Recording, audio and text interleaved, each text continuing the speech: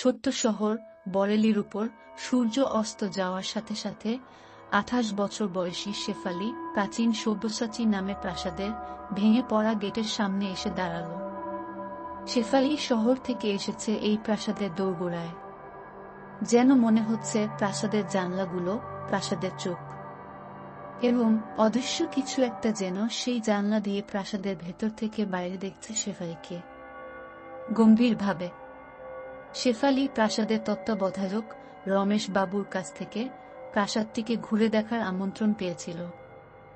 গুজব আছে সব্যসাচী প্রাসাদটি একটি নৃশংস আত্মার আবাসস্থল ছিল, যে আত্মাটা সেই প্রাসাদে থাকতে আসা মানুষদেরকে উন্মাদে পরিণত করে ছেড়েছিল, এবং যাদের প্রাণ নিয়ে নিয়েছে তাদের সংখ্যা গুনতে গিয়ে হাত কেঁপে ওঠে। শেফালি সর্বদা সন্ধানী মেয়ে, সত্যিকে উন্মোচনের সুযোগকে ছাড়তে পারে না। তাই সে সুযোগ পেয়েছে এই প্রাসাদের সত্যি এবং ইতিহাস খুঁজে বের করতে। রাজপ্রাসাদের ভিতরে প্রবেশ করার সাথে সাথেই তার শরীর বেয়ে একটা ঠান্ডা কিছু বয়ে গেল। পচা দুর্গন্ধে হাওয়া ভারী হয়েছিল।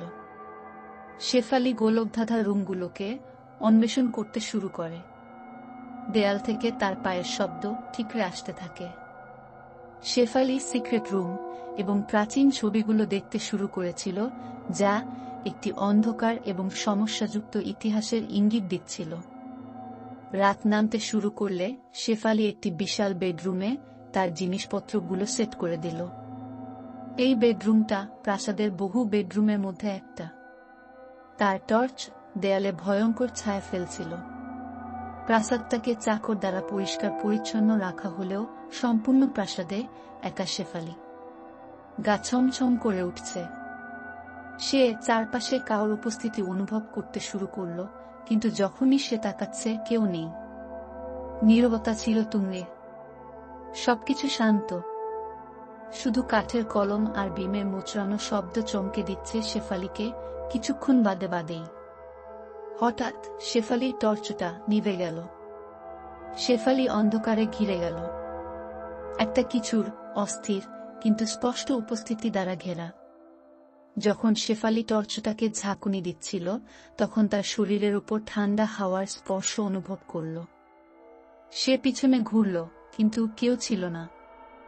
হাওয়াটা ফিসফিস করে একটি নরম রসালো কণ্ঠস্বর করে কি একটা বলল।